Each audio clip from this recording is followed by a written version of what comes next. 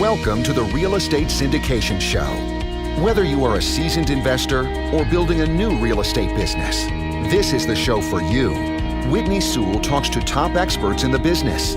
Our goal is to help you master real estate syndication. And now your host, Whitney Sewell.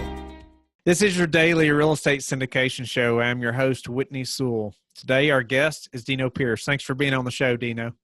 Thanks for having me. It's a pleasure to be here. Dino is the CEO of Edified Equity and an active multifamily investor. He has been a multifamily expert speaker for Bigger Pockets, has an award-winning blog featured on Bigger Pockets. He's a host and creator of the purely educational Facebook group focused on passively investing in real estate. He's also a host of Edified Equity podcast. Dino, give us a little more about your background and fill in the gaps and how you got into real estate and specifically the syndication business. Yep, certainly. Well, thanks again for having me. I'm excited to be here. A little bit about my background. I was raised by entrepreneurs, so getting into apartment syndication, which is really running a business, was kind of second nature for me to venture into that. And I've been investing in real estate for a little bit over 4 years now. Started off in the single family world where I was partnering on fix and flips. I don't have a construction background. So what I would do is bring an opportunity to a residential redeveloper.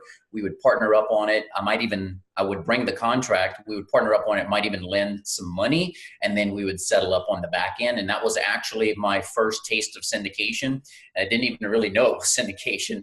And I was doing some active things too. So it was more like a joint venture. But from there, I realized that I was getting taxed very heavily. It was literally like a job because it was very hard to find these deals that made sense. And so it was like finding a needle in a haystack over and over and over. And yes, when we closed, we got a nice return on our investment. We also got taxed pretty heavily. So I started learning about something that would be, we still have to find the right opportunities, and that could be tough too. Still likened to a needle in a haystack when you talk about finding the right apartment community. But once we have it set up, there's several benefits. Number one, there's tax benefits through accelerated depreciation, cost segregation. Number two is I get to help other people, like in passive equity owners that come into the syndication with us. We're giving them a phenomenal return. They're also able to benefit from the tax benefits, and it's totally passive for them. And then for us, there's an impact to it as well. I always think there's a young person, a single mom, a single dad that need a safe, affordable place to live, and we're able to provide that. So we want an impact alongside the economic or alongside the monetary gain. We want to impact the community and the people that are living there. So there's a why tied to it. Sincerely, there's a why tied to it. And that's how I got started. And those are the reasons, is to set up multiple businesses, enjoy the tax benefits, cash flow, share in the profit when we refinance or sell, and tie it back to that why. Nice. When you talked about how you got started in the syndication, you didn't know it was syndication at the time. However, like you said, you found opportunities and you brought it to somebody else. Correct. Right. Yeah. So that was my active part. Because, for syndication, it's really the efforts of one promoter or one operator, and then the other person is putting in money but doing nothing. That's a syndication. That wasn't the case. I had come in being the most active just to find that deal. And then kind of pass the ball and let them run the crew and help my money be out there sweating for me. Nice. So, I get the question often, I'm sure you do too. How do you get into this business? What can we do? And that's something you can do, right? You can find an opportunity. You can bring it to somebody that's got the experience. That's right. Yeah. Yeah. And that was on the single family, and still, to this day, I do underwrite deals and network with brokers, would look at something that a property management company brought. I know how to underwrite conservatively. And that is still something that I can help bring to the table in addition to equity partners and helping operate the business. That's great. So, Dino and I were able to catch up this past weekend in Denver and at a conference. I've been able to speak to him numerous times to get to know him. Anyway, great guy. And I've been very impressed by his thought leadership platform and things he's doing. the way he's networking online. And I just thought it'd be a great opportunity for him to share some tips and techniques with all of us who are trying to, build our thought leadership platform and our presence online in this industry. And Dino, I thought, why don't you start by telling us, why do we need a thought leadership platform? And then we'll get into some techniques that you use. Yeah, certainly. So I know that the main benefit for thought leadership is to give something without the expectation of reciprocation. So you want to add value, whether that be from multiple forms, which is what I do, or if you have one form that you really like. So if you don't like speaking, especially if you're going to have video, then don't have a YouTube channel, but maybe you can have a podcast that isn't video, or you can blog. So there's multiple ways to do it, but just focus on educating other people. And even if you think, well, I'm just getting started, if you've read a book or you have a mentor or you know someone in the business that you're partnering with, chances are you know more than people that are looking to learn, and you can add value to their current knowledge base. So start off by adding value. And what that's going to do is it's going to, especially if you're not, quote unquote, selling anything, you're just giving, give, and give. Eventually, if you're the person to take someone, so let's say you're a member of my close Facebook group, and I never asked you, hey, do you want to invest in my deals, or do you want to buy my book or whatever? All I do is give articles, give you podcasts, give examples, talk about the tax benefits. Like right now, I have a 4-part series running in my close Facebook group. I'm not even the author, but there's a tax expert out there who's doing a 4-part series. And I just reached out and say, do I have permission to share this with my group on Facebook? Because he's not on Facebook, he's only on LinkedIn. And he was like, sure. And I gave him full credit. He's got his email, his phone number. So it's a win. I'm still providing that value to the group, and it's not even my content. So that's another way, you can partner. I'll tell you right now, I would never have a problem with anyone saying, can I share this article you wrote? I'll put your name in, I don't know, your Facebook group or your email or something. It's a win-win. So you add value, you aim to educate, don't look for anything in return, and you play the long game.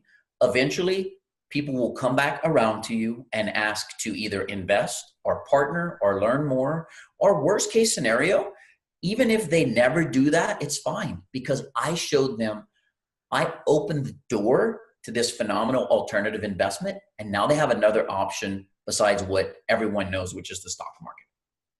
Awesome. So, give us some tips in getting started. So, let's say, we've got our Facebook page and we've got our LinkedIn page, all these, what platform should we really focus on? Should it be all of them, or, how do we get started? Yeah. It's pretty overwhelming, I think, when most people start, try to get started, and it's like, well, which platform, what do I put on what platform? Where do I go? Right. So when I started, I had nothing. The first thing I did was, this is around January, like early January, maybe even the last day of December, 2017, early 2018, I started my own closed Facebook group. And I do ask for 3 questions. And it's basically like, what are your goals? What would you like to get out of it? Are you accredited, sophisticated? Just a few basic questions. And then everyone gets in the group. I've never not allowed someone to enter. And it's not even the end of the year yet. And I'm literally, last time I checked, I was at 997 members in my closed Facebook group. And I started in less than a year ago, 0. And I wasn't like a known person in the industry who had 20 years of experience. It was just by opening the closed group. When someone would come in, the only thing I would say is, if you enjoy the content, please tell a friend. And that's it. And I wasn't, it wasn't forceful. It was just genuine. If you like this, please tell someone. And lo and behold, here we are at 1,000 or close to it. We'll be at over 1,000 before the end of the year. That was the first thing for me. It was free. And all it took was a little bit of elbow grease and me sharing some information. It started with a welcome. This is what the group's going to be about. And then I started adding article upon article upon article. I think that is a great way to start. And it didn't cost me anything but me putting my knowledge onto the platform. And then from there, I realized I'm limited to who sees this. Number one, it's closed because I want to keep it exclusive instead of just putting everything on my wall. And I said, but wait, I can use this across other platforms. And all I'm really doing is copying and pasting this article. So that caused me to start a blog on Bigger Pockets. And like you mentioned when we started, that blog has even won awards. So everything that's in my closed group goes to Bigger Pockets. And 9 times out of 10, I'll turn it into an article on LinkedIn. And then either from Bigger Pockets or LinkedIn, it gets tweeted. So that's four avenues off of one piece of content. Now, later on, I started thinking, what about spoken word and people hearing me? Wouldn't that be even better? So I'm not reading the article word for word, but it's in my head. So I know what I want to talk about. And that caused me to also start the podcast. Nice. So you've given us a lot of nuggets there to think about, but tell me some systems, some ways to organize this. Cause that's a lot to think about. Okay. I'm going to write, just writing the article alone takes some time, right? Some thought. You got to sit down and make that happen, and then branching that out and making it happen on all those platforms. Yeah. It could, but it doesn't have to be, it doesn't have to be a book or a chapter. It could literally be 250 to 500 words, maybe even 1,000. Well, because what I found actually is the shorter and more concise we can make the value that we're adding, the more likely it is to be digested and consumed. So if you can take a 2,000 word article and condense it into 500 or 250, people are more likely to read that. And the other thing, what I like about the podcast is when people are driving or laying down or whatever, running, exercising, they can always throw in the podcast. And again, shorter bursts and chunks of content are easier to digest. So don't think that you have to write a book. Think, what's one golden nugget that I can pump out and just start getting the content out there in about 250, 500 words, and you'll do fine. Sometimes, honestly, in my close Facebook group, it's simply a positive quote, maybe something Warren Buffett has said about investing or the tax benefits. And just that adds value, and it keeps people, kind of keeps people juiced and going and interested to come back and learn more about your content. Help me define content. If I, let's say obviously, I'm doing a podcast, so I've got lots of content, but let's say, I don't, and I'm just trying to build those platforms and create some following. Where do I find content? How do I get those ideas? If I haven't been in real estate very long, and maybe I don't have much confidence in knowing that, okay, I've got much, value to add. How do I start doing that? So a great way, there's a couple of ways. First of all, there's, so I have a closed group, I have a blog. There's many other people with similar content out there. Read one that really kind of piqued your interest and say, wow, this was really good stuff. Like I'm sharing my friend's 4-piece article on cost segregation and the benefits of a real estate and how you can save so much on your taxes, whether it be defer it or completely sheltered from it. So I can take an article, and I have two options. I can write a synopsis of the article and make it my own, because that's how we learn. There's really, unless you're inventing something, there's really nothing new out there. We're just learning it and putting our own take on it and putting it in our own words. And that's not plagiarism. It's not infringing on any copyright. It's just you learning something. And if you feel bad about it, cite the person. That's the other thing I was going to recommend. You could literally take an article that you wrote or that I wrote or that anyone wrote that you like. You can write 100 words, 50 words, 25. Hey, I really love this article about cost segregation because did you know equity investors also benefit from sheltering of taxes when they accelerate depreciation? And then that's it. Dino, a link to a tax expert's article. Right there, you're showing you read it. Here's what you think about it, but I'm sending you directly to the source. And again, there's nothing wrong with that. Matter of fact, anyone who wants to do that with my content, I encourage you to do so. It helps everyone. That's awesome. Yeah. And that's some great advice. I like that a lot. Mm-hmm. Do you have a specific timing of posting, or, I'm going to post this many times a day or a week or a month, or how do you schedule that? Yes, I do. So I have a checklist that I use pretty much on a daily basis. And there's certain things that I want to do daily, certain things that I want to do weekly. and then again monthly. So monthly might be to write a large article. Daily might be to either throw something in my group, whether it be at the bare minimum a quote, whether it be something positive or real estate related, that's something that we all can benefit from. Like again, like a Warren Buffett quote on here's how you save on taxes, real estate's the answer, something like that. There's one he has that I love. It's like, if you don't find a way to make money while you're sleeping, you will work until you die. That's powerful, because what we're teaching and what we're offering is mailbox money. I mean, our equity investors make money while they're sleeping. They don't do anything except wire the money and get the distributions and read maybe the quarterly reports and things like that. So yes, I have it all scheduled out, and at the bare minimum, I'm doing something daily, and I try to get it across as many of my channels as it pertains to, and then weekly and monthly as well. And what I've done is, through all the content over the past year, I started stringing it together into a book. So it's already out there. I just have to organize it, reword it, write it so that it reads, as a book. And, you turned your articles into a white paper, your white papers into a book, and it's a win-win. I want to tell you about an upcoming real estate investing conference hosted by my good friend, Joe Fairless. Every February, Joe brings his best ever conference to Denver, which brings together the top high-level experienced real estate speakers and sponsors that has proven to be the best ever networking, content, and strategies to help grow your portfolio. The earlier you buy, the more you save. Ticket prices increase weekly, so you want to buy today. I attended in 2018, and I can guarantee you do not want to miss this conference. February 22nd and 23rd, 2019 in Denver. Go to besteverconference.com to reserve your seat today. That's besteverconference.com, and use hashtag Whitney to save 10%. That's hashtag Whitney. So I guess tell us, how moving into or from your thought leadership platform, which you've been working on for a year, how that's really helping you to raise capital. How does that work? So honestly, I am playing the long game with it, and I'm thinking right now that I've participated in 4 syndications this year.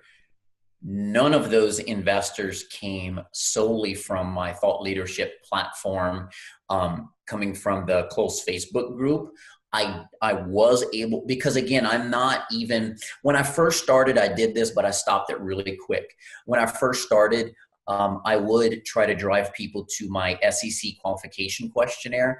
And then I realized I'd rather play even a longer game, because I wasn't selling them anything. It was basically saying, hey, if you like this content, you're ever interested in investing or seeing deal flow, you can register here. And then what that would do is would allow me not to offer them anything. It would allow me to reach out and look at their qualification questionnaire and see if they're even qualified. I stopped that pretty quickly. And now I'm just playing the long game and just say, hey, if they put 2 and 2 together, obviously this is my business. It's all I talk about. When it's time, whether it takes a month or 10 years, they'll come back to me. I have had a few people from the YouTube channel and also my blog on Bigger Pockets that reached out.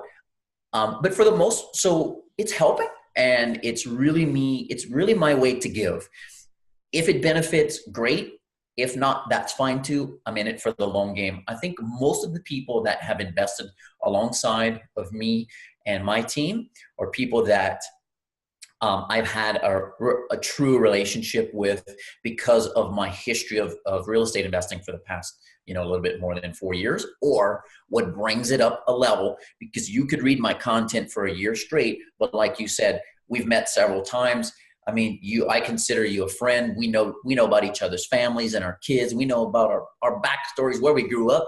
It's just, and really, when you think about it face to face, it's twice this year, but, and we already have the third one planned, but it's like, that just took us from here, and it was like, boom. So that helps. Meetup groups. A lot of times it's people like you that want to be on the active side, and they're not necessarily looking to invest. But you never know. Sometimes you can set up a coffee or lunch later on, and it will lead to something. Awesome. So Dino, what's your answer when somebody says, Dino, I really want to get in the syndication business. What do I need to do? Give me a couple key things that you tell that person to get started. I would say for sure, number one is you want to learn the business. Align yourself with a group, a mentor, a partner, whatever you want to call it, someone that's conservative, someone that's credible, and someone that knows what they're doing. They have a lot of experience in the space. That's number one, learn the business. Number two is get the word out, because if I wouldn't have started this thought leadership, people would think that I was still in the private money lending and single family world, and I'm not. When I started the thought leadership, it was like me drawing that line in the sand and saying, I love that world. It was a great experience. This is what I'm doing, and I'm laser focused on it. And so much so, I'm ready to start sharing with you everything that's in here that I've been studying for the past 6 or 8 months. So thought leadership, aligning yourself with a mentor, and finally doing it. Nothing beats that. Even if I came to you, so I know you syndicate, you own apartment complexes with your group, and I came to you and I said, Whitney, this is something I want to do. I've listened to every podcast, maybe 3 or 4, I name it, everything that I did. And I said, I want to partner with you on the next one. I'll help you raise capital, even if it means working for free so that I can get my foot in the door and get that first one under my belt. That's some great advice. I've told many people, like, you need to find somebody close to you that's really good at this and just offer to work for free, pretty much. Get good at one thing and offer to do that for them for nothing, just to get your foot in the door. Yep, because that's going to give you traction. Because I'll tell you right now, the first one is going to be tough because you're brand new to it, and I can leverage my partner, Whitney, all day long. But the truth of the matter is they don't know you either. And it might take 2, 3, 4, 5 deals passing in front of someone that you know before they join in and say, I'm ready to do this. I see you're serious. Now you have, and I'm just throwing numbers out there, but you have 12 million in assets under management and 300 doors to your name. I'm ready. Like, you proved yourself to me. That social proofing of constantly putting a deal in front of them. And when they tell you no, replying the right way, which is never to try to push somebody to do something they don't want, especially when it's their money. It's like you address their concerns, you address why you still feel comfortable moving forward with it, thank them politely, ask them if it's okay to send them future opportunities. I've never had someone say no. And again, it might take that 4th or 5th time, but eventually they'll join you and partner up. So Dino, what's the number one thing that's contributed to your success? The number one thing across many areas of life for me is my programming and my mentality to keep going no matter what and not give up. I always tell myself, I do what's called self-talk. So I talk to I know it sounds crazy, but I talk to myself a lot, and I have positive self-talk. And if one can do it, so can another. So if I know, Whitney syndicated 2 or 3 deals or 300 deals, whatever it is. So I'll say, well, if he can do it, why can't I? And I don't make excuses and say, oh, well, because he used to work with, 1 million high net worth individuals. Those 1 million people still live. How do I get to know them or get in front of them? Is it my thought leadership platform? Is it my book that I'm giving away as a big business card? That adds credibility instantly. You're an expert. So it's the ability to keep going and push through no matter what and have a positive outlook on the situation. And whether it takes me, I just saw a gentleman on Facebook post, I think it was like he's been underwriting deals for close to 2 years, if I remember right, year and a half, 2 years, maybe longer. And he finally found his first deal. That's persistence, and it's not settling, because it can be tempting. I want to get my first deal done, and maybe I can tinker with the numbers enough, and it'll still make sense. Everybody will be safe. He didn't do that. He played the long game. He waited, and now he has a nice apartment community under contract, and they're getting ready to close on it. Nice. So Dino, what would you say has been the hardest part of the syndication journey for you? The hardest part was probably the thing that I just talked about. You have to persist through, was having people, tell you no. And maybe even, because what I did was I started going around even before I had a deal. So my first pass was it's not a pretend deal, but it was a sample deal. So my first pass to you, so I know you and I know you have 100,000 maybe or more to put to work. And I would sit down with you as a friend and say, this is what I'm doing now. This is a sample. It's the same returns that we're looking for, like this or better. After I answer all your questions, so when I have something like this, my partners and I, would you consider investing? And you tell me yes. Well, when I bring you a real deal, you never do it. It's like one thing to say yes, it's not real, but yeah, sure. Oh yeah, you're my friend. I'd invest 100,000 with you. And then when I bring you the first one, it's no. When I bring you the second one, the third, the fourth, but eventually you'll say, he's in the long game. I see it's real now. I trust him, and I'm ready to move forward with it. So it was that. It was getting told no, but just knowing how to take it the right way, moving on and staying friends. I say never burn bridges. In business, in friendship, never burn bridges, because you never know when they're going to call you back and say, my situation's changed. I'm all of a sudden liquid and I need you. I like that a lot. Never burn bridges, because you never know. You're right. Mm-hmm. So Dino, what's some way in your business that you've improved, something specifically that we can all apply to our business? Something that I have improved that we can all apply to our business. I think I've improved simply because this is my first full year of thought leadership. I've improved. I've watched myself grow throughout the year to where, like I said, it started with the Facebook group. That led to a Bigger Pockets blog. Then I figured out it's not much more energy to get it on LinkedIn. Oh, and by the way, either through Bigger Pockets or LinkedIn, it's one little checkbox and they tweet it for you. And then ultimately in around May, so around the 5th month of the year, is when I started up the Edified Equity podcast on top of that, and the YouTube channel. So that has really helped me, because I've gained traction. Like I said, I don't think anyone from my close Facebook group has invested, but when you look at all the channels across the board, I know that people from the YouTube channel have. I know that people from Bigger Pockets have as well, and it's only a matter of time. I'm working very like this close with some high net worth families and individuals on LinkedIn, that it's only a matter of time before we partner on the right deal. So that is something that is going to scale your business quickly, and it grows your network. So even if you never invest, but you're talking to your brother, your brother-in-law, whoever, your boss over Thanksgiving dinner, and they're saying, my taxes are killing me, I don't trust the stock market. Guess who comes into your head as a thought leader? Yeah. Dino. Well, one of the thought leaders out there, but if you're not doing it, it probably won't be you.